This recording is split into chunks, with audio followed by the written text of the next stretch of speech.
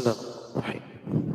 Assalamualaikum warahmatullahi wabarakatuh. Alhamdulillah. Alhamdulillahilladzi bi ni'matihi tatimmu shalihat. Wassalatullahi wassalamuhu ala sayyidis sadat. Sayyidina Rasulillahi Muhammad ibn Abdillah.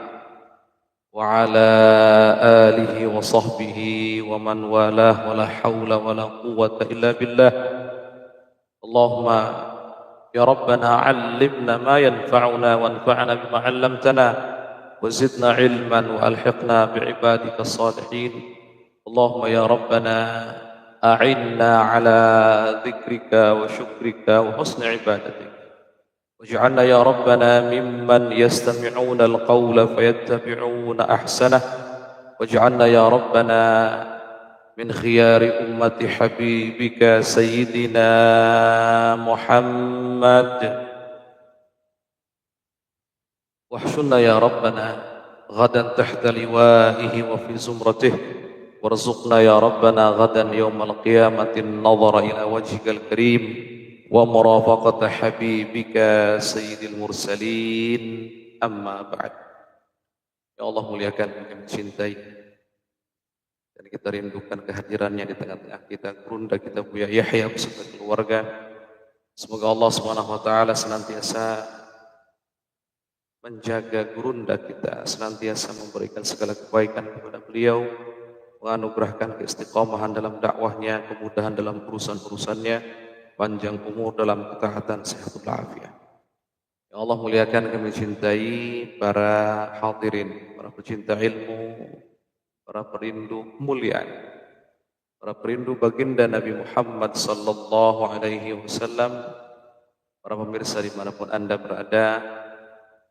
Alhamdulillah, bersyukur kita semuanya kepada Allah Subhanahu wa taala yang telah menganugerahkan kita saat ini nikmat yang begitu agung, yaitu nikmat taufik untuk bisa mendekatkan diri kepada Allah melalui pintu ngaji, pintu belajar, pintu memperdalam ilmu agama. Dan tentu nikmat taufik ini adalah nikmat yang begitu dahsyat, begitu agung dan dirindukan oleh setiap seorang hamba. Karena hanya hamba-hamba pilihannya saja yang Allah anugerahi nikmat taufik ini.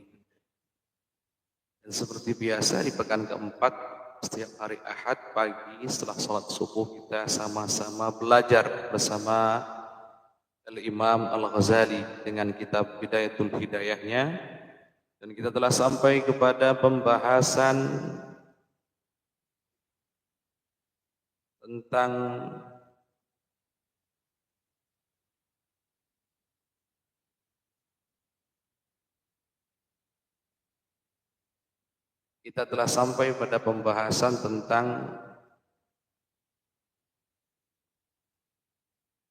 bagaimana syaitan dan iblis itu menunggangi hawa nafsu untuk membuat kita semua celaka dengan tipu daya. Dan ini yang kita bahas pada pertemuan yang lalu, pertemuan terakhir kita. Kita akan baca teksnya, kemudian nanti kita review apa yang telah kita bahas di pertemuan yang lalu, dan kita lanjutkan dengan pelajaran selanjutnya atau teks Nas Imam Ghazali selanjutnya. Qala al-musannifu al-Imam al-Ghazali rahimahullahu ta'ala wa nafa'na bihi wa bi'ulumi fid dharain amin ila an qala wa in sadafta qalbaka 'inda mu'akhadatika iyyahu biha musawwifan wa bil 'amali bi muqtadaha mumatilan fa'lam anna nafsaka al-ma'ilata ila talabil ilmi hiya an-nafsul ammaratu bis-su' وقد انتهضت مطيعة للشيطان اللعين ليدليك بحبل غروره ويستدرجك بمكيدته إلى غمرة الهلاك، وقصده أن يروج عليك الشر في معرض الخير حتى يلحقك بالأخسرين أعمالا الذين ضل سعيهم في الحياة الدنيا وهم يحسبون أنهم يحسنون صنعا، وعند ذلك يتلو عليك الشيطان فضل العلم ودرجة العلماء وما ورد فيه من الأخبار والآثار ويلهيك عن قوله صلى الله عليه وسلم من ازداد علما ولم يزدد هدى لم يزدد من الله إلا بعدا، وعن قوله صلى الله عليه وسلم إن أشد الناس عذابا يوم القيامة عالم لم ينفعه الله بعلمه، وعن قوله صلى الله عليه وسلم مررت ليلة أسري بي إلى السماء بأقوام تقرض شفاؤهم بمقاريض من نار فقلت من أنتم فقالوا كنا نأمر بالخير ولا نأتيه وننهى عن الشر ونأتيه.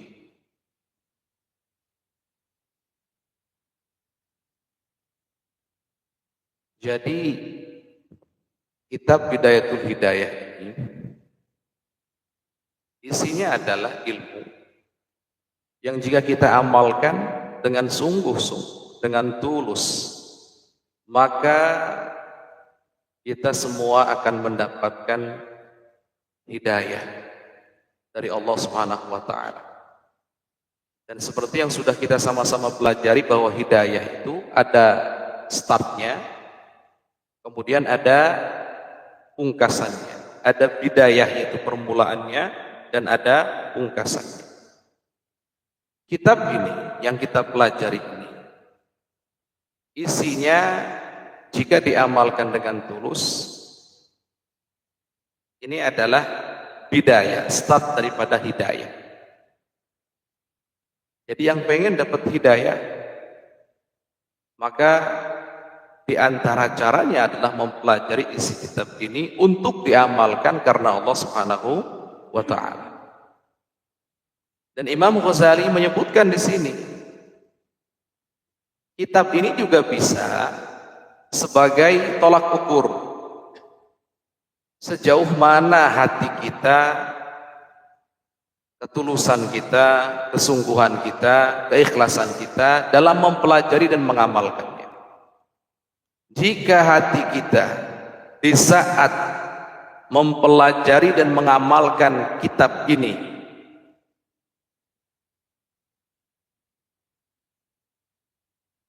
kok tidak tulus, ciri tidak tulus itu apa? Kita sudah tahu ilmunya, tapi dalam hal mempelajarinya, mengamalkannya, mohon maaf, dalam hal mengamalkannya itu kok dinanti-nanti. Nanti, sudah tahu ilmunya. Nanti kita akan pelajari di kitab ini, mulai kewajiban sebagai seorang muslim, mulai dari bangun tidur sampai tidur kembali. Apa sih yang wajib dilakukan oleh seorang muslim? Apa sih yang sunnah dilakukan oleh seorang muslim? Nanti kita akan pelajari di kitab ini. Dan di saat kita mempelajarinya, kok kemudian dalam mengamalkannya dinanti-nanti, maka ketahuilah bahwa kita dalam mempelajarinya ternyata tidak tulus karena Allah Subhanahu wa taala, melainkan dalam mempelajarinya kita ngikuti namanya hawa nafsu, yang mana hawa nafsu tersebut ditunggangi oleh syaitan. Ngikut hawa nafsu dan ngikut syaitan. Dan hawa nafsu juga syaitan ini perlahan-lahan akan menyeret kita kepada kebinasaan, kepada kemusnahan, kepada hal yang berbahaya, membuat kita semuanya celaka.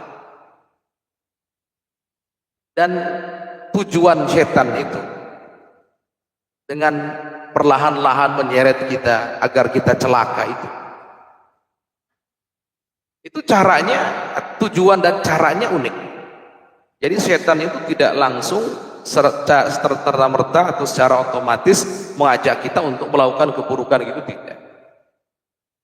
Setan itu dalam hal mencelakakan kita, menjerumuskan kita, menyesatkan kita, umat manusia, Juga ada metodenya ternyata, ada caranya ternyata. Caranya bagaimana? Caranya dengan membungkus sesuatu yang buruk dengan bungkus yang baik. Jadi mempromosikan keburukan dengan promosi yang kelihatannya baik. Dengan promosi yang kelihatannya baik. Dipromosikan kepada kita. Oh, nuntut ilmu itu baik. Belajar itu baik. Hadir majelis ilmu itu bagus. Mempelajari kitab Bidayatul Hidayah itu adalah kebaikan dan amal soleh. Syaitan akan berkata begitu kepada kita. Tapi hati-hati. Bisikan-bisikan syaitan. Sesungguhnya di balik itu semua ingin membuat kita celaka. Loh kok bisa? Iya. Dengan cara tadi. Kita semua diajak oleh syaitan untuk melakukan keburukan dengan gambar kebaikan. Sekali lagi, melakukan keburukan dengan gambar kebaikan. Ini bahaya sekali. Ya Allah. Ini kami contohkan begini supaya lebih mudah dipahami. Jadi syaitan itu dalam hal merayu, dalam hal menyesatkan umat manusia, untuk level manusia tertentu tidak langsung diajak berbuat maksiat yang itu jelas-jelas maksiat, enggak. Seperti bapak-bapak yang soleh-soleh ini, yang rutin dan istiqomah dalam menghadiri majelis ilmu, ini bapak-bapak enggak akan diajak oleh syaitan langsung, contohnya berzina. Berzinalah kamu, syaitan membisik. Enggak akan begitu. Karena bapak akan langsung menolak, enggak. Syaitan juga tidak akan langsung mengajak kita semuanya yang hadir di sini untuk durhaka pada orang tua. Enggak akan ngajak begitu. Kenapa? Karena untuk kita semuanya durhaka kepada orang tua, berzina tadi itu, mencuri lagi contohnya. Ini adalah maksiat, dosa, kejahatan yang jelas terang benderang. Sehingga kita akan menolak dengan mudah dan menjauhinya dengan mudah. Tapi caranya syaitan dalam menggoda dan menyesatkan kita, mencelakakan kita adalah dengan ayo amalkan kebaikan ini, kebaikan ibadah ini. Ayo hadir majelis ilmu, ayo sholat sunnah, ayo sedekah, ayo seperti itu. Tapi di balik itu tujuannya sebetulnya, atau di balik itu syaitan menginginkan kita semua melakukan kejahatan yang ujung-ujungnya kita semua akan tersesat, kita semua akan celaka, kita semua akan mendapatkan bahaya. Kok begitu? Contoh, syaitan ngajak, kok bisa ya syaitan ngajak kepada kebaikan? Ya ini kebaikan, tapi sebetulnya hakikatnya adalah keburukan. Ngajak majelis ilmu kepada kita, ayo hadir majelis ilmu. Padahal di rumah sana ada orang tua, ibunda kita, ayahanda kita yang butuh kepada kita karena posisi mereka sedang sakit. Hadir majelis ilmu baik, tapi lebih baik mana dan mana yang utamakan jika dibandingkan dengan bakti kepada orang tua? Jawabannya bakti pada orang tua. Jelas nggak bisa dibandingkan. Sedekah itu baik, tapi mana yang harus diutamakan? Sedekah atau bayar zakat? Sedekah atau bayar hutang? Awas perhatikan. Maka syaitan karena tidak mempan untuk orang-orang seperti para hadirin ini diajak langsung berbuat maksiat yang terang benderang dan jelas tadi itu, maka dalam mengajak maksiat tadi seakan-akan diajak pada kebaikan, dibiarkan, tapi sebetulnya menjerumuskan kita pada keburukan. Ayo sedekah Pak Haji, ayo sedekah Pak Haji, ayo yang banyak sedekahnya. Ya kan? Pak Hajinya lupa bahwa ternyata Pak Haji itu belum mengeluarkan zakat hartanya. Ternyata Pak Haji itu belum bayar hutang-hutangnya Allah. Padahal harta yang dimilikinya itu hanya cukup untuk bayar hutang dan untuk bayar zakat saja. Contoh. Terus kalau begini gimana ini? Ya itulah namanya ibadah menggunakan hawa nafsu. Hawa nafsu yang ditunggangi oleh setan. Maka Imam Ghazali Masya Allah, bentuk kasih sayang dan perhatian beliau kepada kita. Ini kita belum ngaji isinya, di awal sudah diberitahu. Ini kita ngaji ini tujuannya apa? Kita ngaji sekarang hadir di majelis ilmu ini, belajar kitab yang untuk apa? Untuk apa? Sudah diingatkan. Kalau Ustadz karena Allah, baik. Kalau karena Allah ada cirinya. Cirinya apa? Nanti saat kita tahu ilmunya, mempelajari isinya, kita amalkan. Itu aja sudah. Kalau ternyata kok tidak mengamalkannya setelah tahu nanti, nanti gampang, nanti saja, kapan saja seterusnya, berarti saat menuntut ilmu itu bukan karena Allah, melainkan karena hawa nafsu. Entah pengen dibilang ahli hadir majelis ilmu, entah pengen dibilang ahli tahajud karena akan datang ke sini mungkin sebelum subuh, kemudian salat subuh berjamaah, kemudian ngaji. Entah pengen dibilang Masya Allah si bulan rajin betul, dari rumahnya sebelum subuh sudah bergerak, sudah datang ke masjid dan seterusnya. Pengen dibilang seperti itu. Nah, makanya ayo kita semuanya mengoreksi diri dalam hal ini agar tidak masuk dalam perangkapnya syaitan dan iblis, agar tidak ikut hawa nafsu yang pada akhirnya kita semua celaka di dunia sebelum di akhirat ini. Jadi begitu. Untuk membedakan kita nih golongan yang mana, lihat saja setelah tahu sih. Baik, kita lanjutkan. Jadi setan itu begitu, punya trik, punya metode dalam menyesatkan umat manusia. Ketika seorang hamba tidak mempan langsung diajak maksiat secara terang-terangan, maka akan diajak maksiat dengan cara dihiasi, dipoles. Kemaksiatan tersebut seakan-akan itu kebaikan. Nah, makanya beliau Imam Ghazali mengatakan di sini hatta yulhiqaka bil akhsarina amala. Setan itu akan secara pelan-pelan, secara pasti menyesatkan kita sampai menggolongkan kita atau mengikutkan kita, menjadikan kita golongan orang-orang yang paling rugi dalam hal beramal. Siapa itu? Yang mereka salah dalam beramal di dunia ini, tapi mereka mengira orang yang paling banyak amalnya dan paling baik amalnya. Jadi gini, dalam surat Al-Kahfi kan ada ayat ini, dalam surat Al-Kahfi cerita tentang siapa itu? Tentang sekelompok orang yang dia merasa orang yang paling banyak dan paling bagus amalnya, tapi di hadapan Allah dia itu sebetulnya orang-orang yang merugi, bahkan paling rugi. Kok bisa begitu?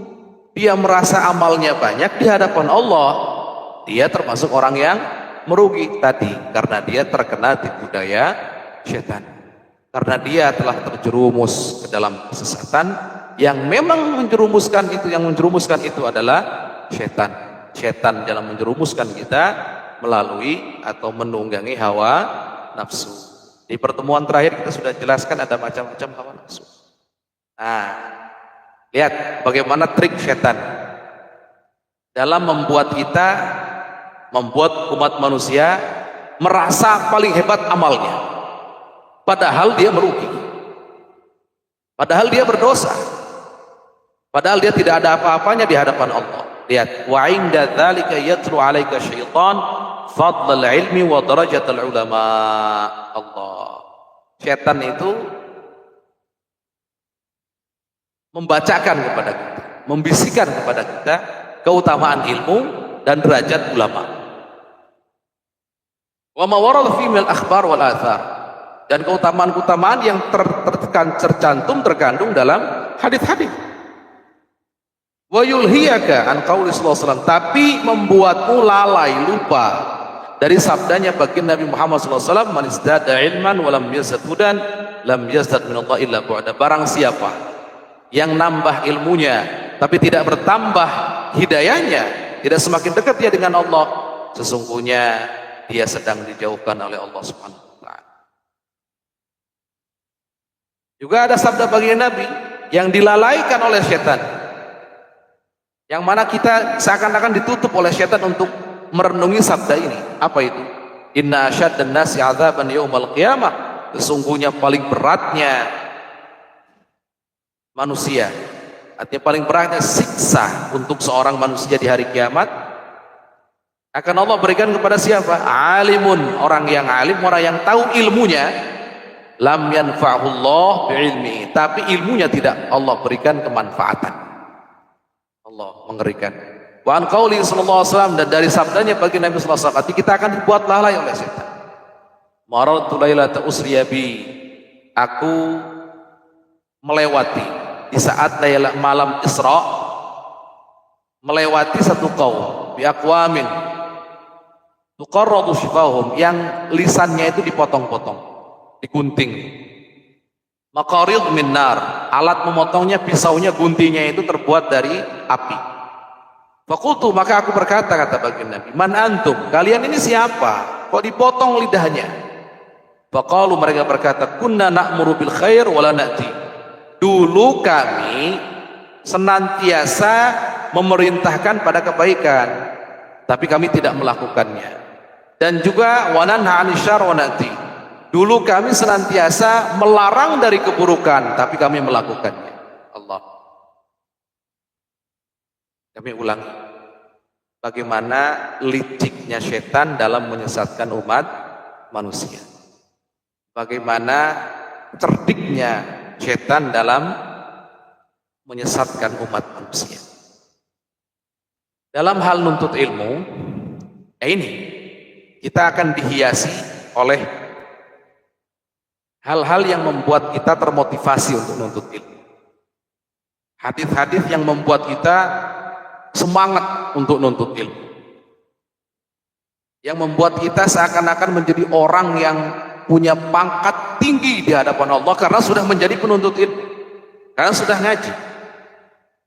Karena ada banyak sekali hadisnya. Oh masya Allah, man kharaja fi talabil ilmi bahwa fi sabilillah hatta yarji'. Barang siapa yang keluar dari rumahnya menuntut ilmu, maka selama dalam perjalanan menuntut ilmu, dia ada di jalan Allah sehingga dia kembali. Masya Allah. Keutamaan ilmu. Keutamaan untuk ilmu apa? Man salaka tariqan yaltamisu fi ilman sahalallahu lahu bihi tariqan ilal jannah. Barang siapa yang menempuh jalan menuntut ilmu, maka Allah akan mudahkan jalan untuk dia menuju surga. Apa enggak hebat itu keutamaannya? Allah. Belum lagi kalau kita membahas tentang tafsiran ayat yarfa'illahu alladziina aamanu minkum walladziina utul ilma darajat. Allah akan angkat orang-orang yang beriman dan orang-orang yang ahli ilmu derajat. Masya Allah, derajat yang tinggi. Sampai kata Imam Ibn Abbas, berapa derajatnya itu? Derajatnya itu adalah 700 kali lipat. Jadi orang alim dengan orang yang biasa-biasa saja tidak alim, perbandingannya itu 700 adalah 700 derajat. Kata Imam Ibn Abbas, 1 derajat itu kalau diwujudkan itu bisa ditempuh dengan jarak sekitar 500 tahun. Gimana itu jauh? Artinya berarti kan Masya Allah, ini yang datang menuntut ilmu luar biasa. Pangkatnya di hadapan Allah tinggi sekali. Keluar dari rumah, Masya Allah, termasuk fisabilillah. Artinya Allah ridha tuh ada di jalan Allah. Masya Allah. Belum lagi para ulama, di antaranya Imam Abu Laith itu mengatakan bahwa seorang penuntut ilmu itu kalau hadir di majelis ilmu, seandainya dia tidak paham sekalipun apa yang disampaikan oleh sang guru, oleh sang pengajarnya, sang pematerinya, maka dia masih bisa mendapatkan 7 kebaikan, 7 keutamaan. Apa enggak hebat itu? Masya Allah, luar biasa. Apalagi orang yang alim dalam sebuah hadis. Orang alim itu jangankan makhluk hidup yang para malaikat dan seterusnya ya, jangankan makhluk hidup yang ulwi, yang levelnya hewan-hewan yang ada di lautan sana, ikan-ikan itu memintakan ampun untuk orang alim, untuk para ajengan, untuk para ulama. Apa enggak hebat itu? Kalau dipikir-pikir hebat semua, Masya Allah. Bukan hebat lagi, ini luar biasa. Dan itu enggak ada yang salah.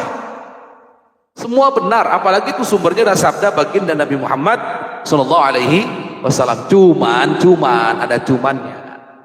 Jangan berhenti sampai di situ. Kita hidup kan harus seimbang. Ada targhib, ada motivasi, ada tarhib, ada hal yang harus membuat kita ngerem, membuat kita evaluasi, muhasabah diri. Targhib itu menyebutkan sesuatu yang bisa membuat kita semangat dalam beramal, itu adalah targhib.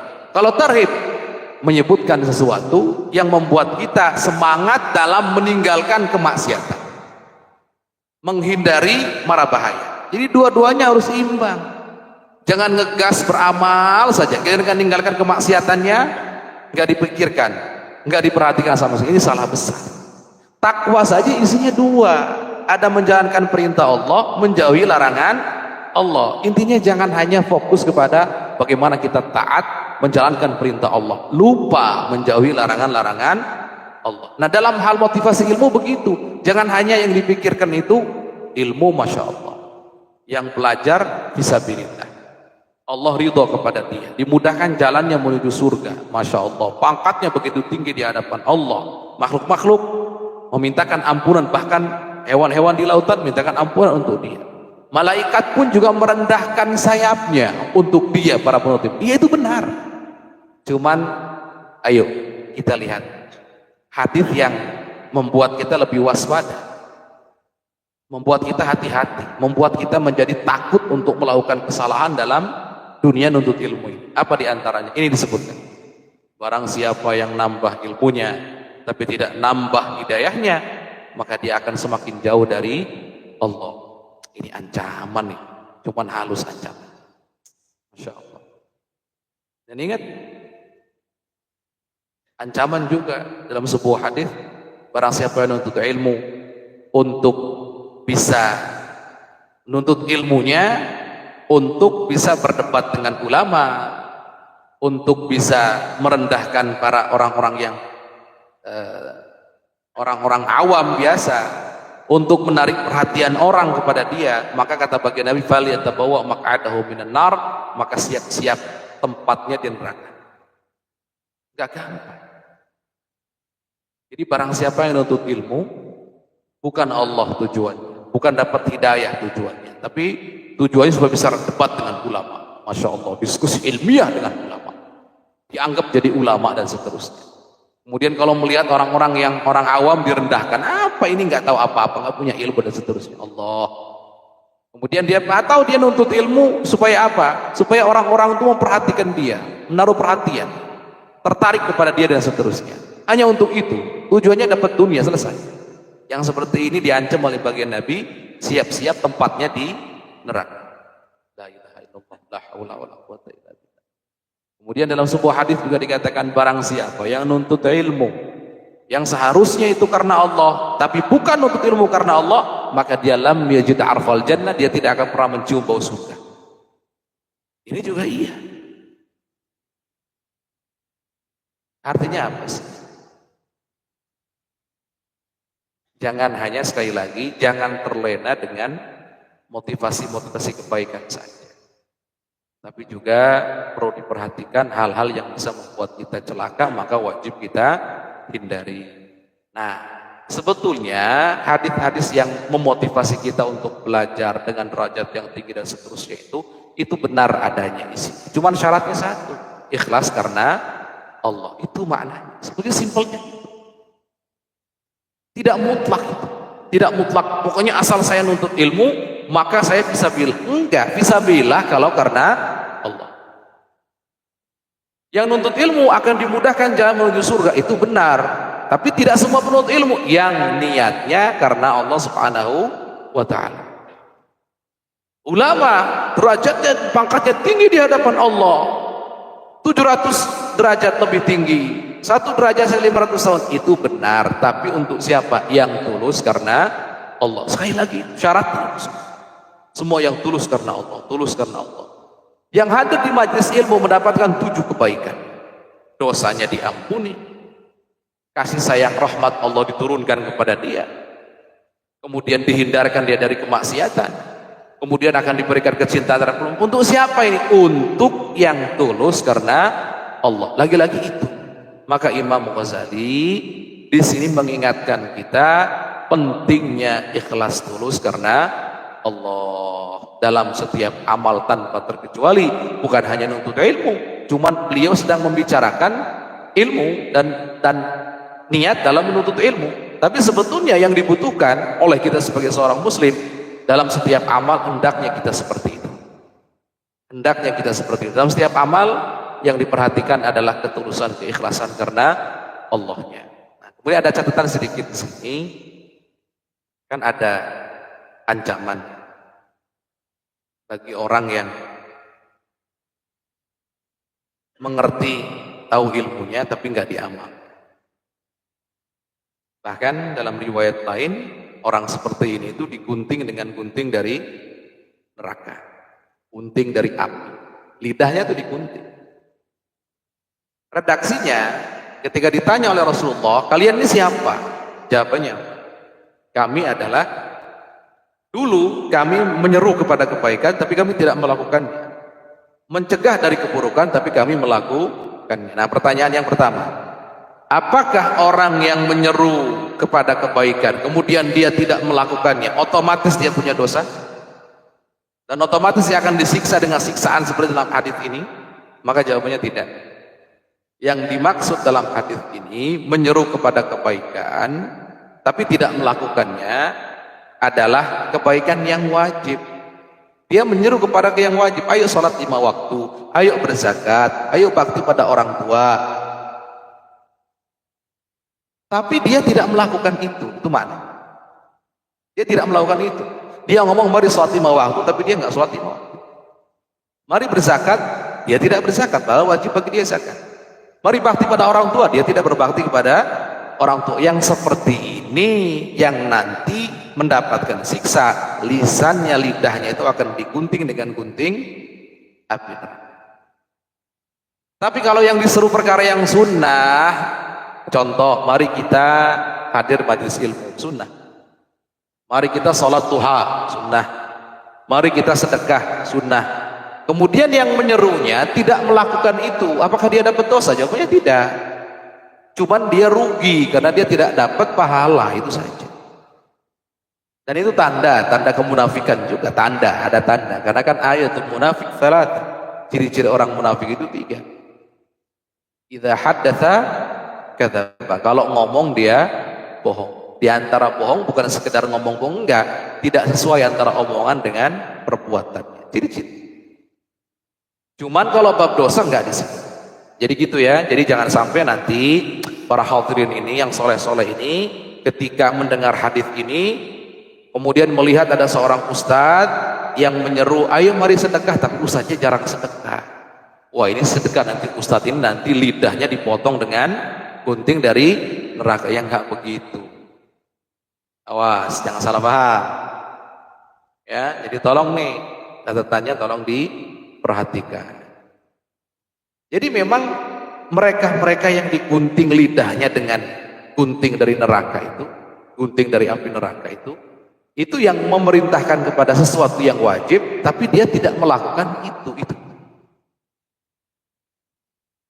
Dia mencegah dari yang haram, tapi dia melakukan itu. Yang seperti ini nih nanti. Yang seperti ini. Yang akan disiksa dengan siksaan tersebut. Baik, kita lanjutkan. Fa'iyyaka ya miskinu an tud'ina litazwirih wa tatadalla bihabli ghururih. Maka jauhi olehmu ya miskin, wahai orang yang miskin. Miskin ini siapa? Miskin ini bukan orang miskin harta di sini, mohon maaf. Bahasa Arab, miskin itu memang asalnya miskin harta, tapi kegunaannya miskin itu bukan diperuntukkan hanya orang yang kekurangan harta saja, tidak. Tapi miskin itu orang yang perlu dikasihani, itu miskin. Ketika Imam Ghazali mengatakan fa'iyyaka, maka jauhi olehmu ya miskin, wahai kamu ya orang yang perlu dikasihani. Orang-orang Arab itu ngomong miskin. Orang-orang belum nikah itu, Pak. Sudah waktunya nikah tapi belum nikah. Itu biasanya sindirannya, anta miskin, kamu tuh miskin. Nah, miskin ini bukan maksudnya miskin harta, bukan. Tapi kasihan deh loh gitu bahasa kita. Di sini, bayyaka ya miskin, maka jauhi olehmu wahai miskin, wahai orang yang perlu untuk dikasihan, butuh akan kasih sayang. Antud'ina litazwiri, jauhi olehmu jangan sampai tunduk kepada tipu daya setan. Wa tadhalla bihabli ghurur, jangan sampai terikat oleh tali tipu daya tipuannya setan. Fawailun, masya Allah, ini kaidah yang luar biasa. Fawailun lil jahil haitsu lam yata'allam marratan wahidah, wa wailun lil alim haitsu lam ya'mal bi ilmi alf marrah. Celaka bagi orang jahil. Orang jahil itu orang yang tidak tahu. Karena dia tidak pernah belajar, tidak belajar. Tapi celakanya sekali saja. Wa wailun lil alim, dan celaka bagi orang alim, orang yang sudah tahu, haitsu lam ya'mal bi ilmi alf marrah, karena dia tidak mengamalkan ilmunya. Celaka karena tidak mengamalkan ilmunya, celakanya 1000 kali. Sekali lagi, orang yang tidak tahu, orang jahil itu celaka. Tapi celakanya 1 kali saja. Tapi kalau ada orang alim, dia tahu ilmunya tapi dia tidak mengamalkannya, celaka sampai 1000 kali. Celaka sampai 1000 kali. Jadi orang tidak belajar itu salah dan dosa kalau dia tidak mempelajari perkara yang wajib dia pelajari. Nah, namanya orang salah dan dosa ya celaka. Cuman celakanya sekali saja. Tapi orang yang belajar, dia tahu yang wajib tapi dia tidak mengamalkannya, dia tahu yang haram tapi dia tidak meninggalkannya, celakanya 1000 kali.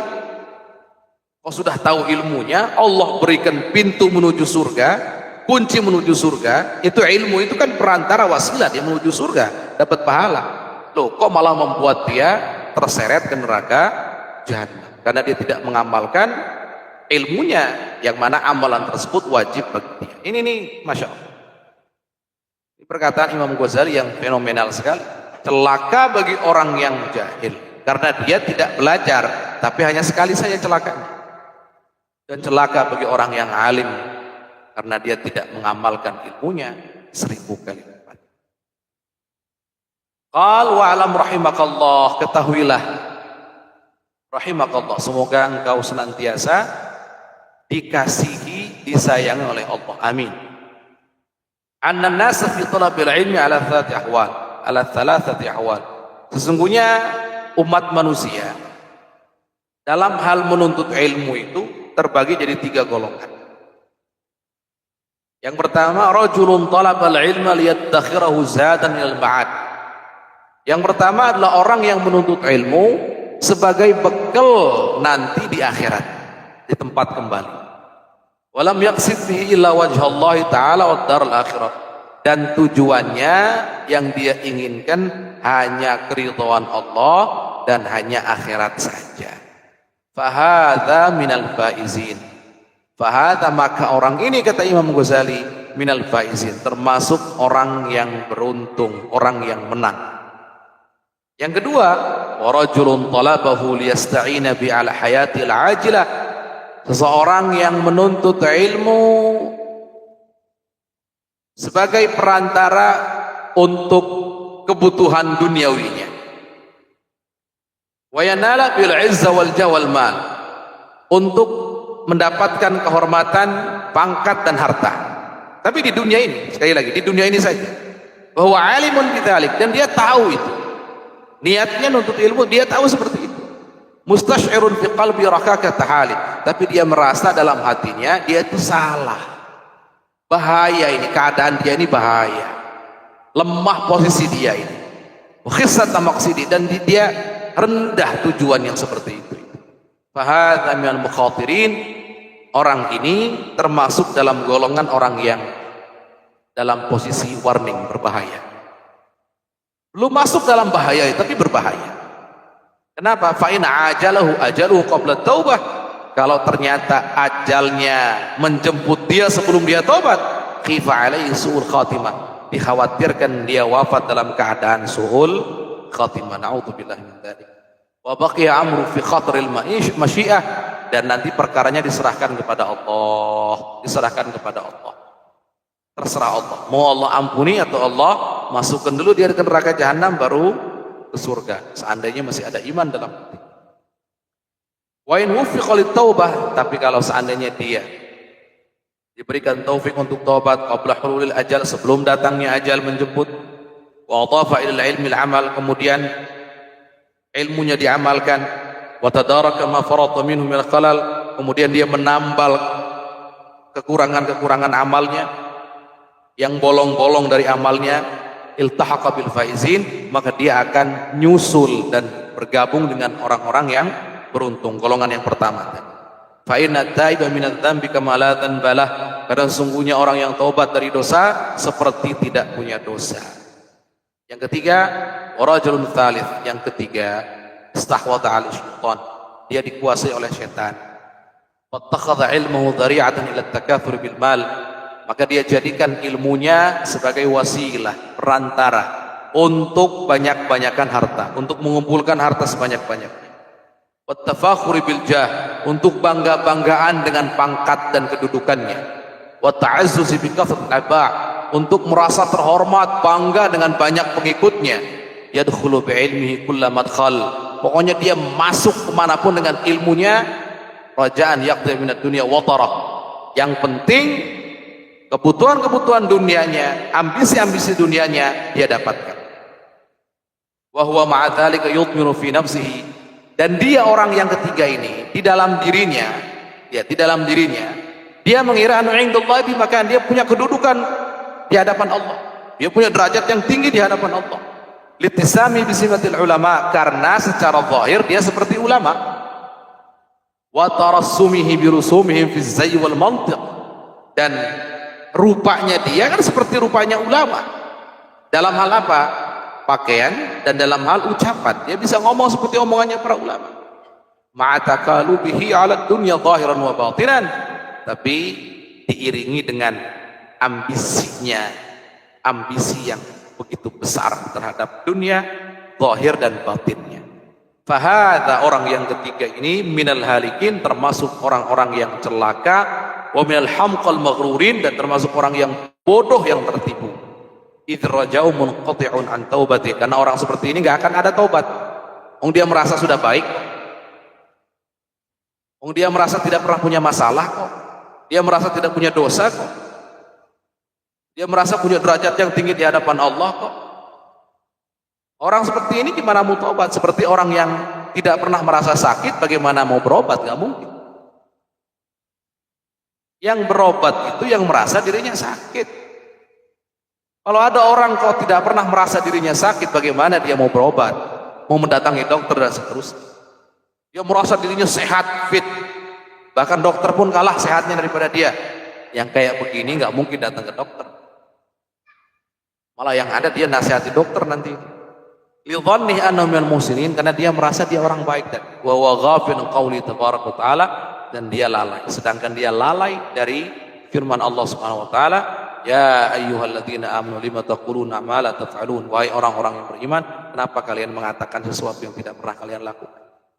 Kabura maqtan, kedustaan, kemurkaan yang sangat besar indallah, di hadapan Allah, an taqulu ma la ta'lamun, kalian berkata apa yang kalian tidak lakukan tadi. Yang wajib, ya dia ngomong, dia menyeru pada yang wajib tapi dia tidak melakukannya, atau dia menyeru kepada yang haram tapi dia meninggalkan yang haram tapi dia melakukannya. Wa huwa mimman qala fihim Rasulullah sallallahu alaihi wasallam, ana min ghairi dajjal akhwafu alaikum minad dajjal. Dan orang yang ketiga ini, yang masuk dalam golongan ketiga ini, termasuk pada orang yang diwanti-wanti, ditakuti oleh baginda. Baginda dalam sebuah hadis bersabda, ana min ghairi dajjal akhwafu alaikum minad dajjal. Aku lebih takut kepada seseorang daripada takutmu kepada fitnahnya Dajjal. Maksudnya bagian Nabi takut kepada fitnahnya seseorang lebih daripada fitnahnya Dajjal. Faqila, kemudian ditanya begini, manhum ya Rasulullah, siapa mereka yang kau takuti fitnahnya? Qal, bagian Nabi bersabda, ulama ulama yang buruk, ulama yang jelek, ulama su. Wahada, kenapa seperti itu? Lianna Dajjal ghayatul idlal, karena Dajjal itu tujuannya adalah menyesatkan. Wa mithlu hadzal alimi in sarafa an-nasa 'anid dunya bilisani wa maqalih fa huwa da'in lahum ilaiha bi'amali wa ahwalik. Dan orang yang alim yang ketiga ini, orang yang tahu ilmunya yang ketiga ini, orang yang punya ilmu yang ketiga ini, walaupun lisannya menyeru kepada menghindari dunia, menjauhi dunia dan seterusnya, tapi halnya, keadaannya malah menyeru kepada mencintai dunia. Walisanul hal antahu min lisanil maqal, dan hal keadaan itu lebih fasih daripada ucapan. Keadaan itu lebih fasih daripada ucapan. Gini, ini contoh keadaan lebih fasih daripada ucapan. Ada seorang yang dermawan, yang setiap hari dia sedekah. Dia tidak perlu ngomong saya dermawan, nggak perlu. Orang akan menilai dia dermawan karena dia setiap hari sedekah, selesai. Keadaannya begitu, tiap hari dia sedekah. Ada orang butuh dia bantu, ada orang kesusahan, dia orang yang nomor satu hadir untuk membantu menyelesaikan kesusahannya. Tiap hari dia sedekah. Tanpa dia ngomong dengan lisannya, aku adalah orang baik, aku adalah ahli sedekah, halnya, keadaannya yang dia lakukan itu sudah menggambarkan itu.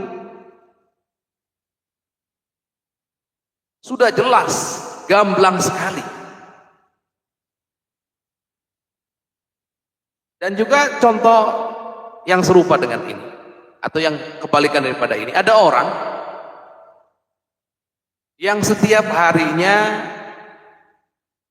orang ini tiap harinya selalu menggenggam hartanya, dia nggak mau sedekah. Setiap ada yang ngajak sedekah dia nggak mau, ada yang ngajak sedekah nggak mau, ada tetangganya susah dia nggak perlu, nggak pernah bantu sana, nggak pernah bantu sini, pokoknya sudah pelitnya bukan main. Tapi dia dengan lisannya selalu mengatakan aku ini ahli sedekah, aku ini ahli sedekah, aku ini ahli sedekah. Percuma. Mau ngomong 1000 kali ahli sedekah pun juga faktanya dia bukan ahli sedekah. Nah, sekarang kita sebagai manusia lebih percaya mana? Omongan dia yang bertentangan dengan faktanya, atau faktanya yang kita percaya yang bertentangan dengan omongannya? Tentu faktanya dong. Nah, ini kelompok nomor 3 ini, ada orang ahli ilmu, dia ngerti, dia belajar, tahu ilmunya.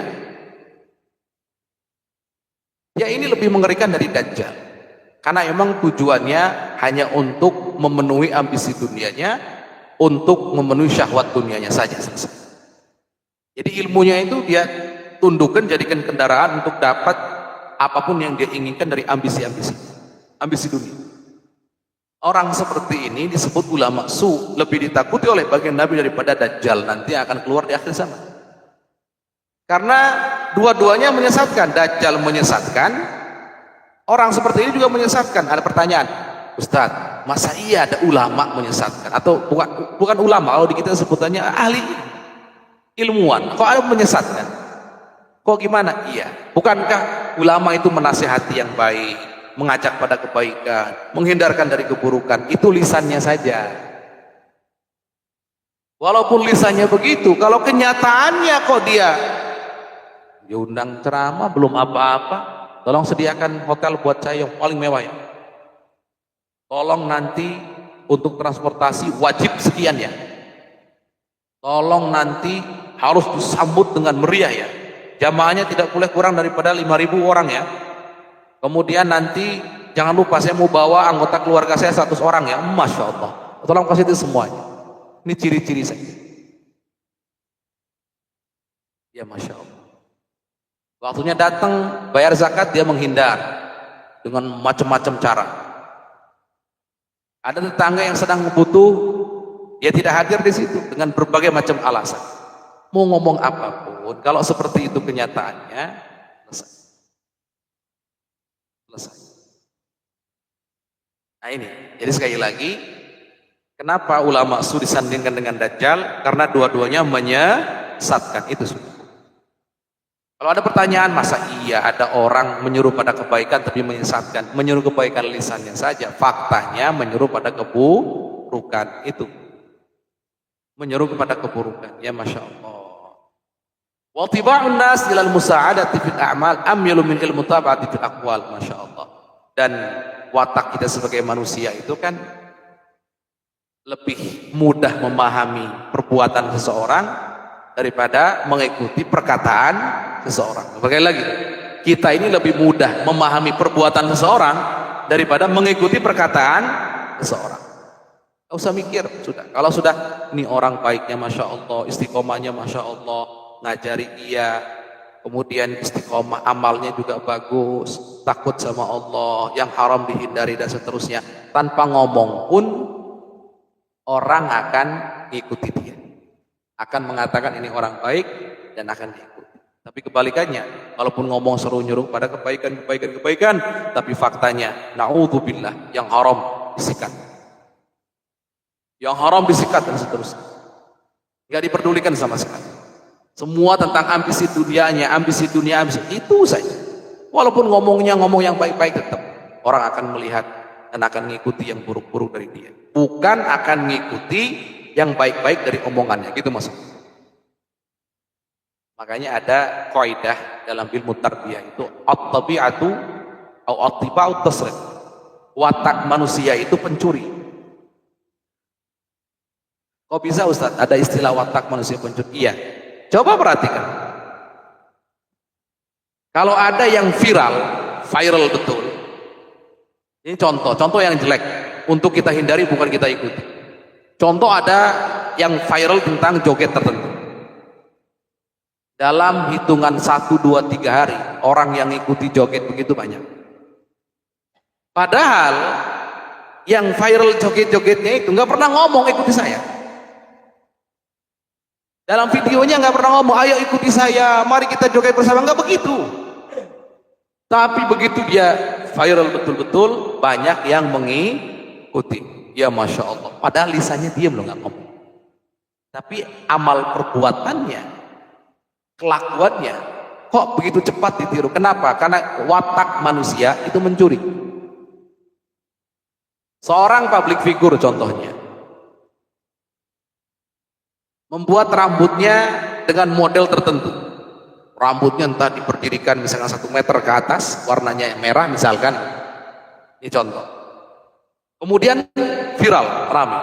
Besok lusa anak-anak muda tanpa diseru ngikuti. Kayaknya dulu ada zaman ada kuncung di tengah sedikit itu. Ada kan ya? Ini zaman-zaman bukan milenial sekarang, ini bukan generasi Z sekarang. Dulu ada. Itu yang punya gaya rambut itu nggak pernah ngomong ikuti saya. Tapi faktanya banyak khususnya anak-anak muda ngikuti seperti itu.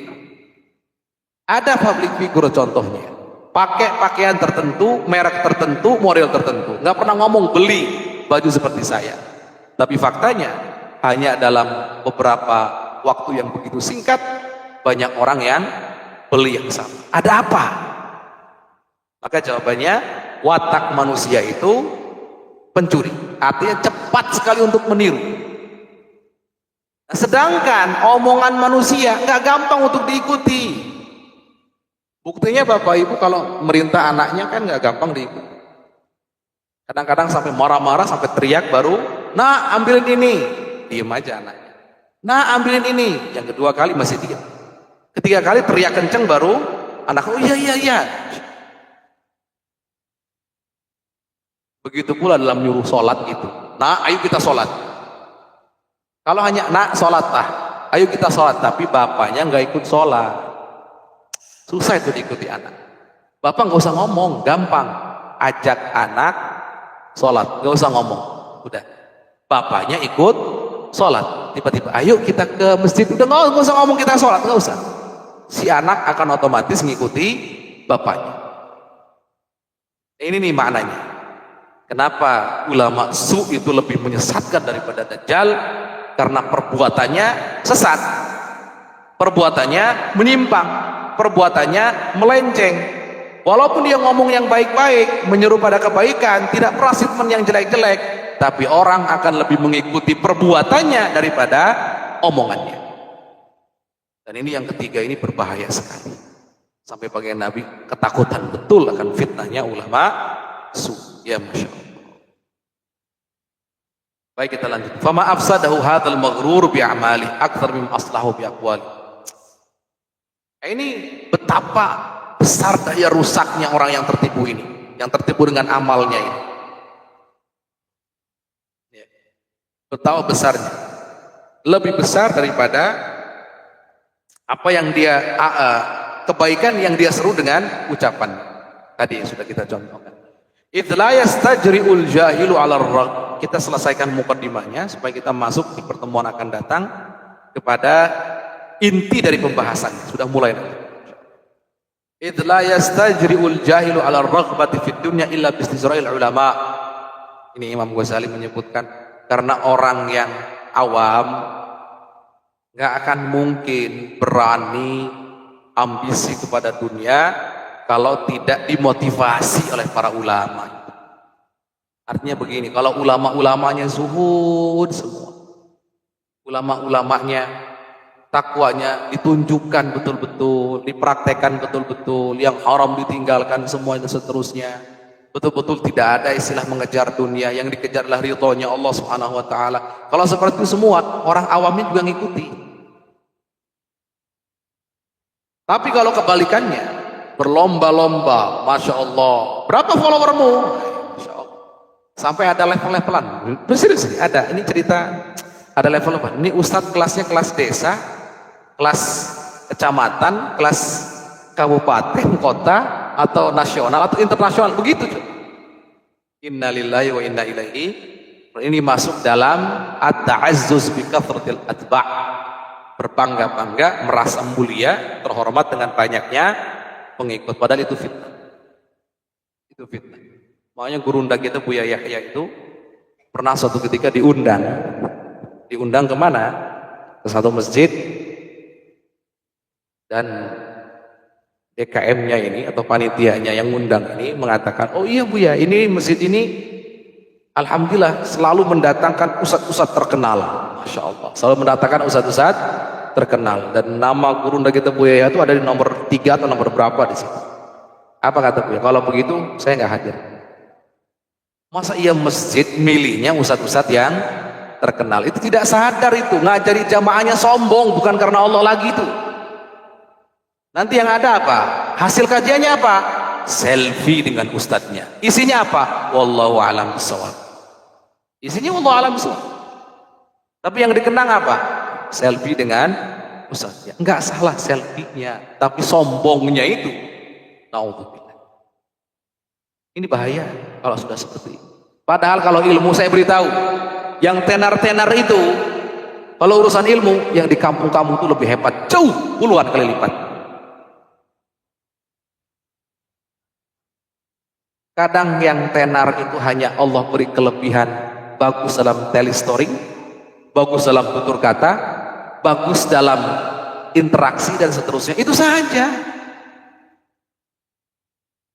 Walaupun kita juga tidak mungkiri ada yang tenar, yang luar biasa keilmuannya. Siapa? Abu Yauci misalkan di Tangerang sih, rahimahullah, Allah yarham. Tenar dan keilmuannya luar biasa. Terlepas dari apa kita setuju dengan semua pendapat beliau atau tidak, itu urusan lain. Tapi untuk urusan keilmuan yang disampaikan itu adalah satu fakta. Baik. Jadi kalau ulamanya semuanya kompak, sepakat, tingkah lakunya Masya Allah, adem, ya, enggak kontroversi begini begitu, adem, masyarakatnya juga adem. Bahkan kalau di Banten ini kan ada istilah jawara. Jawara itu tunduknya sama satu saja, sama ulama. Karena ulama mencontohkan yang baik. Sampai jawara yang di luar disebut dengan preman pun juga, kalau sama ulama, hormat luar biasa. Itu sama ulama. Faqad shara ilmu sababan li jara'ati ibadillah ala ma'asi. Maka ulama su itu ilmunya menjadi sebab Beraninya hamba-hamba Allah untuk bermaksiat. Artinya gini, Ustadz Fulan juga begitu. Lihat, Ustadz Fulan juga begitu. Nanti gitu contohnya. Si Anu juga itu kan Ustadz, tapi kan begitu kelakuannya. Saya juga. Saya yang bukan Ustadz ya sah-sah saja. Lihat, awas hati-hati. Akan begitu jadi alasan. Makanya posisi jadi ulama itu posisi yang sangat sakral sekali. Ya Masya Allah. Jangan meletakkan diri dalam posisi syubhat. Kenapa? Yang kasihan adalah masyarakat awam. Ngomong disaring dulu. Ngomong yang pasti-pasti, yang jelas-jelas saja. Yang mudah untuk dicerna. Kenapa? Yang kasihan jadi korban orang awam. Baik. Sekarang caci maki ulama banyak. Coba perhatikan. Kita tidak sebut awal kasusnya. Tapi faktanya. Caci maki kepada ulama yang sekarang lagi marak. Hampir setiap ulama di akun-akun media sosialnya dikomentari komentar-komentar yang negatif. Bahkan na'udzubillah komentar-komentar yang sangat-sangat keji. Siapa yang memulai? Yang memulai orang yang memang disebut ulama juga masalahnya. Sehingga orang awam berani untuk ikut komentar seperti itu. Ya, ada orang yang nantang semuanya pun innalillahi. Apa ini? Orang yang tidak menghargai ilmu orang lain dan seterusnya. Ada apa ini? Nah, maka dari itu Masya Allah, sekali lagi ini posisi ulama, biarkanlah. Ya Masya Allah, semua kita semuanya selamat di yaumul qiyamah. Wa nafsuhul jahilatu mudillatun ma'adzalika tumanni wa turajji wa tud'uhu ila an yamunna 'ala Allah bi'ilmihi wa tukhayyilu ilaihi nafsul ammaratu annahu khairum min katsirin min ibadi. Lihat, orang seperti ini hawa nafsunya itu memanjakan dirinya, membuat dirinya berhayal, berharap bahwa Allah akan menganugerahi dia anugerah yang sangat besar, Allah akan memuliakan dia dan dia lebih baik daripada banyak hamba-hamba Allah yang lain. Na'udzubillah. Ingat, dasar ilmu tasawuf diantaranya tidak boleh bagi seorang mukmin merasa lebih baik daripada orang lain, nggak boleh. Dalam hal beramal nggak boleh. Kita tidak pernah tahu pungkasan akhir hidup kita akan seperti apa. Ada ulama ditanya, kenapa kita nggak boleh merasa lebih baik dari orang lain, walaupun dia lebih rendah ilmunya daripada kita, lebih sedikit ilmunya, lebih muda daripada kita, dan seterusnya. Bahkan dia sering bermaksiat, jelas terang-terangan dia maksiat. Kenapa kita tidak boleh merasa lebih baik dari orang lain? Tahu kenapa? Yang pertama, setiap dari kita pernah maksiat. Siapa yang menjamin bahwa maksiat kita, taubat kita diampuni oleh Allah? Maksiat diampuni, taubat diterima. Siapa yang menjamin? Nggak ada. Dia juga sama pernah maksiat, kita pernah maksiat. Dan di antara kita yang ahli maksiat ini, nggak ada yang pasti diampuni oleh Allah, tuh nggak ada. Yang diketahui pasti nggak ada. Kalau begitu, kenapa kita merasa lebih baik dari orang lain? Yang kedua, dia punya amal soleh, kita punya amal soleh. Jadi orang lain punya amal soleh, kita punya amal soleh. Pertanyaannya, siapa yang menjamin amal soleh kita diterima sama Allah? Nggak ada. Kalau gitu nggak ada hak dong kita mengklaim diri kita lebih baik daripada orang lain. Yang ketiga, dalam hadis disebutkan, dalam sebuah hadis sahih, ada seorang hamba yang selama hidupnya dia beramal amalan ahli neraka, tapi di akhir hayatnya dia taubat beramal amalan ahli surga, wafat masuk surga. Dan ada seorang hamba yang lain, model yang lain, dalam hidupnya dia beramal amalan ahli surga, tapi di akhir dia kepleset mengamalkan amalan ahli neraka, akhirnya wafat su'ul khotimah masuk neraka. Nggak ada yang jamin pungkasan hidup kita seperti apa. Maka dari itu, na'udzubillah, tsumma na'udzubillah min dzalik, kita merasa lebih baik dari orang lain, apalagi sesama muslim. Jangan. Dalam konteks bersyukur, oke, alhamdulillah kita bisa sholat, alhamdulillah kita bisa ngaji, alhamdulillah kita bisa sedekah. Dalam konteks bersyukur, iya. Tapi dalam konteks membanggakan saya lebih baik daripada dia, nggak ada. Nah, orang yang tertipu itu dia merasa lebih baik dari orang lain. Sudah merasa lebih alim berarti lebih hebat. Kata siapa? Belum tentu orang yang lebih alim lebih hebat. Bisa jadi orang yang lebih alim itu lebih buruk karena dia tidak mengamalkan ilmunya. Orang yang sedikit ilmunya dia yang selamat. Kenapa? Sedikit ilmu tapi diamalkan, bisa jadi begitu. Oleh karenanya sekali lagi nasihat Imam Ghazali ini sangat penting untuk kita semuanya diamalkan bareng-bareng. Ayo tanamkan dalam hati untuk tidak pernah merasa lebih baik daripada orang lain. Baik, kita lanjutkan. Fakun ayyuhat thalibun minal fariqil awal. Maka wahai para penuntut ilmu yang senang hadir majelis ilmu, jadilah termasuk golongan yang pertama yang menuntut ilmunya karena Allah, ngajinya karena Allah, termasuk orang-orang yang beruntung di dunia, beruntung di akhirat. Wahdhar an takuna minal fariqits tsani, dan jangan sampai kamu jadi golongan yang kedua. Artinya jangan sampai, hati-hati gitu ya. Fakam min musawwifin ajalahul ajal qabla tawaffa. Kenapa? Golongan kedua itu kan posisinya dalam posisi bahaya. Bisa jadi dia taubat, bisa jadi dia tidak sempat taubat sudah datang ajal. Maka akan rugi. Wa iyyaka tsumma iyyaka an takuna min fariqits tsalits. Jauhi olehmu, jauhi, jangan sampai termasuk golongan yang ketiga. Fatahlika halakan la yurja ma'ahu falahu. Maka kamu akan celaka. Dan celakanya gak main-main, celaka yang tidak bisa tertolong sama sekali. Wala yuntadharu salahuk, dan kamu tidak bisa jadi baik setelahnya. Gak bisa diharapkan kebaikannya. Fa in qulta, kalau kamu bertanya, fama bidayatul hidayah mujarrib nafsi fiha. Apa sih bidayatul hidayah, permulaan hidayah? Ingat, hidayah itu ada zahirnya, ada batinnya, ada permulaan, ada pungkasannya. Sekarang permulaan hidayah itu apa? Fa'lam, kata Imam Ghazali, ketahuilah anna bidayatahu zahirut taqwa. Permulaan hidayah itu adalah zahirnya takwa. Takwa yang itu apa itu? Melaksanakan perintah Allah, menjauhi larangan Allah, selesai itu. Wa nihayatu batinut taqwa. Pungkasannya adalah batinnya takwa. Fala aqibata illa taqwa. Ingat, tidak ada pungkasan yang baik kecuali untuk orang yang bertakwa. Wala hudan illa lil muttaqin, dan tidak ada petunjuk yang sesungguhnya, hidayah yang sesungguhnya kecuali untuk orang-orang yang bertakwa. Wa taqwa ibarah an imtithali awamirillahi ta'ala wa ijtinabin nawahi, dan takwa itu adalah menjalankan perintah-perintah Allah, menjauhi larangan-larangan Allah. Fahuma qisman, maka takwa itu ada dua bagian. Wa ana usyiru alaika bi jumalin mukhtasarah min zahiri ilmi taqwa fil qismaini jami'an.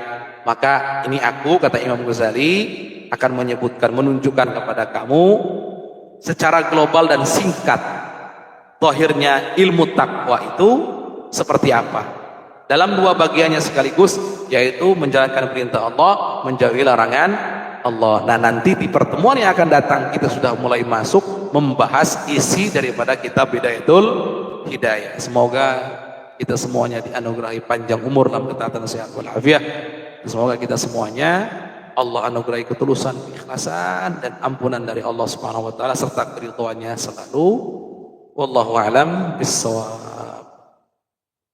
Silakan kalau ada yang mau ditanyakan, ya persilakan.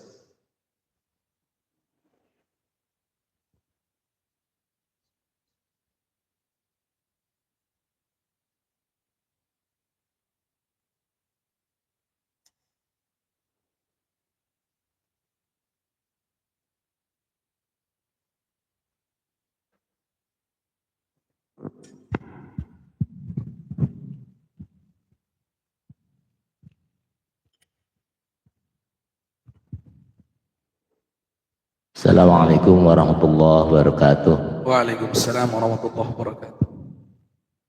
Maaf, izin bertanya Ustaz. Betul. Sekaligus hanya usulan kami dari jamaah agar suasananya hidup, mungkin ada MC gitu ya. Karena Masya Allah jamaah kita cukup banyak ya. Baik. Jadi ada MC-nya sehingga kalau ada yang bertanya gercep, suasana pun hidup. Saya mengikuti dalam satu kajian di pengajian tempat lain, Ustadznya menyampaikan tentang hisab dan hubud dunia. Jadi seolah-olah jamaah ini nggak boleh kaya, beratnya timbangan hisab dan juga buruknya hubud dunia. Memaknai seperti itu, menyimpulkannya lah. Sedangkan kita hidup di dunia butuh dunia. Ya mungkin kita kalau melihat tokoh-tokoh nasional, pendiri NU kayak Haji Hasyim Asy'ari dan Ahmad Dahlan, itu ekonominya di atas rata-rata. Begitu juga kalau kita mau haji menjalankan kewajiban, itu kan butuh duit juga. Apalagi misalnya membangun pendidikan, masjid dan sebagainya, butuh uang juga. Bahkan lebih dahsyat lagi ketika berperang, Masya Allah seperti di Palestina kelihatannya karena tidak imbangnya ekonomi, kita itu teraniaya. Bagaimana Ustaz menyikapi hal ini terkait dengan hubud dunia dan hisab ya? Beratnya hisab mendapatkan dunia yang bagi yang berlimpah. Demikian Ustaz dari saya. Mohon maaf. Assalamualaikum warahmatullahi wabarakatuh. Assalamualaikum warahmatullahi wabarakatuh. Baik. Tolong bedakan antara memiliki dunia dengan mencintai dunia. Itu dua hal yang berbeda. Yang dilarang itu adalah mencintai dunia. Itu makna hubud dunia itu. Bukan memilikinya, bukan. Memiliki tidak pernah ada larangan selama cara memilikinya benar. Dan ini diatur dalam bab muamalah. Ada jual beli, ada hibah, ada warisan dan seterusnya. Yang dilarang dalam agama Islam adalah mencintai dunia. Jadi menjadikan dunia sebagai kekasihnya. Meletakkan dunia ada di hatinya. Ini yang dilarang. Adapun kalau memiliki dunia, bahkan menjadi orang kaya yang kekayaannya begitu banyak, artinya dunia sebanyak-banyaknya, tidak pernah ada larangan. Justru dalam hadis-hadis isyarahnya justru ada anjuran untuk kita menjadi orang kaya, tapi kaya yang tidak hubud dunia. Kalau seandainya memiliki harta itu adalah satu kesalahan, maka tidak mungkin seorang niagawan yang jujur, yang amanat, pangkatnya bersama para nabi, para syuhada, para salih. Dalam sebuah hadis, at-tajir as-saduqul amin ma'al nabiyyin wa syuhada wa salih. Hadis. Kalau seandainya menjadi orang kaya itu adalah satu kesalahan, tidak mungkin bagi Nabi saat ditanya oleh seorang sahabat tentang amalan yang afdal, kemudian bagi Nabi menyebutkan satu dua, dan diantara yang disebutkan apa? Antu'ina sani'an, kamu membantu sani'. Sani' itu siapa? Orang yang punya daya produktivitas atau kreativitas yang tinggi, yang bisa memberikan manfaat banyak kepada umat Islam. Yang seperti ini harus dibantu. Kan lazimnya, konsekuensinya kan berarti ada kekayaan di situ. Lihat. Sekali lagi, jadi orang kaya itu bukan kesalahan. Jadi orang kaya bahkan dianjurkan dalam Islam. Dianjurkan. Karena betul tadi, bisa sedekah dengan harta, bisa umroh harta, haji harta, bahkan membekali para pejuang di jalan Allah juga dengan harta. Jadi nggak ada masalah sama sekali. Faktanya juga para sahabat, diantaranya Abdurrahman bin Auf. Abdurrahman bin Auf itu salah satu sahabat dari 10 sahabat yang mendapat kabar gembira akan masuk surga. Minal asyara al-mubasysyirina bil jannah.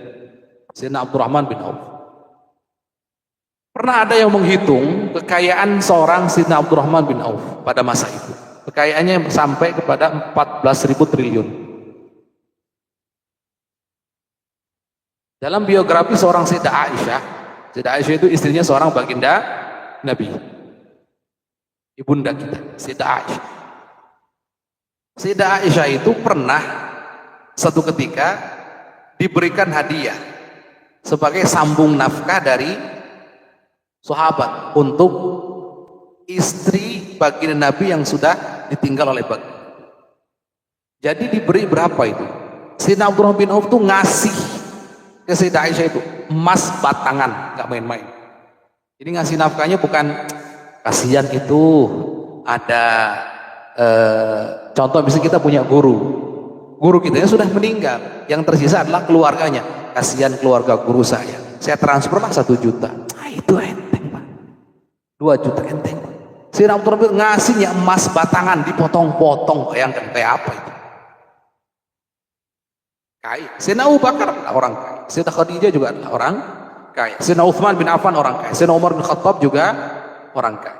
Dalam sejarah sahabat yang hanya cukup bahkan sering kekurangan adalah Sayyidina Ali bin Abi Thalib. Artinya jangan salah paham. Jadilah orang kaya tapi jangan jadi orang yang hubud dunia. Kalau kekayaan itu jelek, nggak mungkin Allah mengutus Nabi Sulaiman. Nabi Sulaiman kurang apa? Masya Allah kekayaannya, kerajaannya nggak bisa disaingi oleh siapapun. Artinya sekali lagi tidak salah menjadi orang kaya, asalkan tidak hubud dunia. Gimana sih? Jangan menjadikan kekayaan itu sebagai kekasih hati. Jangan diletakkan di hati. Jadikan kekayaan itu hanya di tangan kita saja. Makanya definisi zuhud itu ada yang mendefinisikan begitu. Zuhud itu adalah bukan tidak memiliki sesuatu, tapi zuhud itu hati kita tidak dikuasai oleh sesuatu apapun. Artinya dunia, harta tidak menguasai hati. Itulah orang zuhud. Maka dari itu yang dilarang sekali lagi adalah mencintai dunia. Orang mencintai dunia itu pasti pelit. Orang mencintai dunia itu akan merasa rugi ketika dunia hilang dari dia. Sedangkan dalam Islam mengeluarkan dunia itu adalah keharusan. Zakat itu mengeluarkan dunia. Dan seterusnya. Bahaya. Dan orang yang cinta dunia akan melupakan akhirat. Ini yang bahaya, maka dilarang. Terus bagaimana dengan hisab? Betul, kaidah harta itu begini. Para hadirin semuanya, para ulama berkata, harta itu halaluhu hisab wa haramuhu iqab.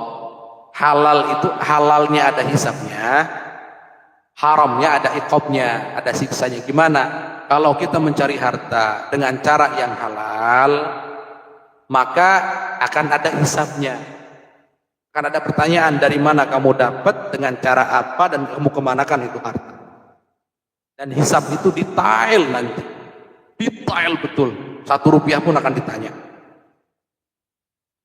Kalau haram cara mendapatkannya, maka yang ada siksa nanti. Maka dari itu tidak pantas mencintai sesuatu yang kalau kita miliki, kita akan dimintai pertanggungjawabannya. Enggak pantas, ngapain? Sudah, ini enggak usah ada di hati. Enggak usah ada di hati. Maka Imam Hasan Al-Basri pernah mengingatkan begini. Kata Imam Hasan Al-Basri, orang paling rugi itu adalah orang kaya yang hidupnya sama seperti orang miskin di dunia, tapi hisabnya di yaumil qiyamah hisab orang kaya. Gimana itu? Gini, kita sebagai manusia, sekaya apapun kita, orang Indonesia makan sehari cuma 3 kali. Nggak mungkin kan orang kaya makan 1 bakul, orang miskin makan 1 piring. Nggak mungkin, tetap makannya 1 piring, sama saja.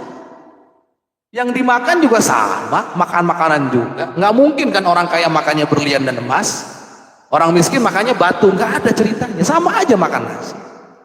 Artinya jatahnya sama. Tapi orang miskin ketika ditanya sama Allah, dari mana kamu dapat? Dapat kerja ya Allah. Kau menggunakan untuk apa hartamu? Untuk makan, kemudian untuk ibadah ya Allah. Selesai. Orang kaya, dari mana kamu dapat? Pertanyaannya, mending kalau pertanyaannya begitu, kamu dapat rupiah ini dari mana, 1 rupiah ini dari mana, kalau ini dari mana, mengerikan sekali. Orang kaya yang punya 1 triliun saat ini, yang dia gunakan contohnya hanya dalam sebulan 30 juta misalkan, yang ditanya hari kiamat itu bukan 30 juta kamu apakan, bukan. Yang ditanya hisabnya berapa? 1 triliun. Jadi yang ditanya itu yang ada dalam kekuasaan kita, bukan apa yang kita gunakan. Awas hati-hati. Makanya Masya Allah, hisab jadi orang kaya itu mengerikan. Tapi kok Ustaz, Sayyidina Abdurrahman bin Auf katanya kaya raya 14.000 triliun, tapi termasuk 10 orang yang dapat kabar gembira kan masuk surga. Jawabannya, Sayyidina Abdurrahman bin Auf menggunakan kekayaannya di jalan Allah, tidak pernah meletakkan kekayaannya ada di hatinya. Artinya tidak termasuk hubud dunia. Ini wallahu a'lam bissawab.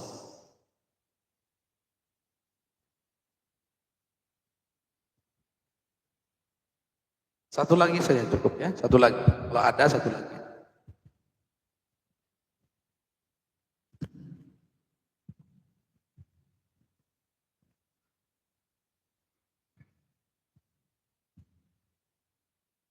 Kalau nggak ada kita tutup dengan doa dan semoga kita semuanya jadi orang kaya yang tidak hubud dunia. Ini kalau yang ini aminnya kencang banget ini. Masya Allah, insya Allah kaya tidak hubud dunia tanpa hisab yaumul qiyamah. Mari kita tutup dengan doa alhamdulillah rabbil alamin hamdan yuwafi ni'amahu wa yukafi'u mazidah. Ya Rabbana lakal hamdu kama yanbaghi li jalali wajhik wa 'azimi sultanik. Allahumma salli ala sayyidina Muhammadin wa alihi wa sahbihi wa sallim taslima. Salatan taftahu lana abwab ridha wa taysir tughliqu biha abwab asy-syarri wa at-ta'sir. Anta maulana fa ni'mal maula wa ni'man nasir. اللهم ارحمنا ولا تعذبنا وانصرنا ولا تخذلنا وعافنا ولا تمرضنا واكرمنا ولا تهنا وآثرنا ولا تؤثر علينا انك على كل شيء قدير يا الله يا ربنا يا الله يا ربنا يا الله يا ربنا.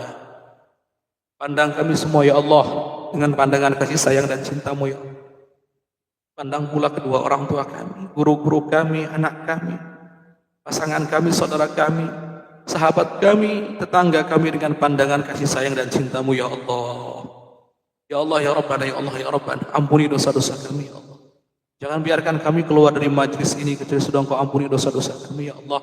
Kami sadar, kami mengaku kami banyak dosa ya Allah.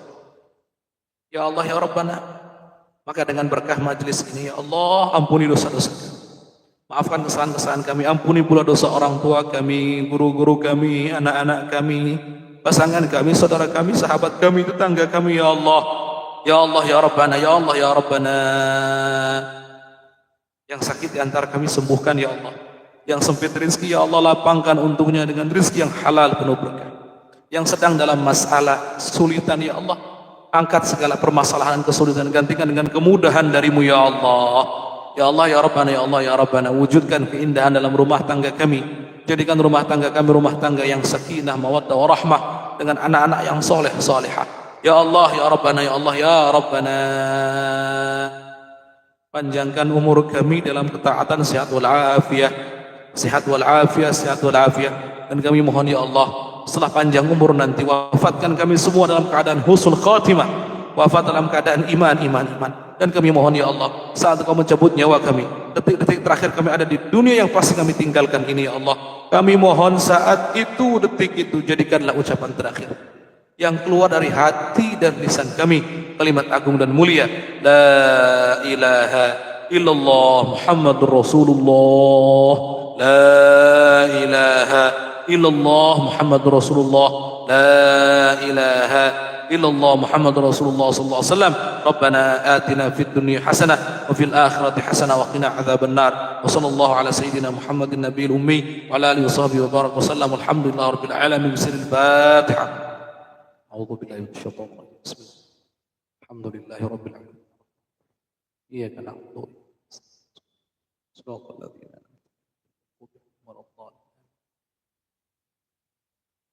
Demikian, mohon maaf, mohon dosa, billahi taufiq wal hidayah wa ridha anayah. Wassalamualaikum warahmatullahi wabarakatuh.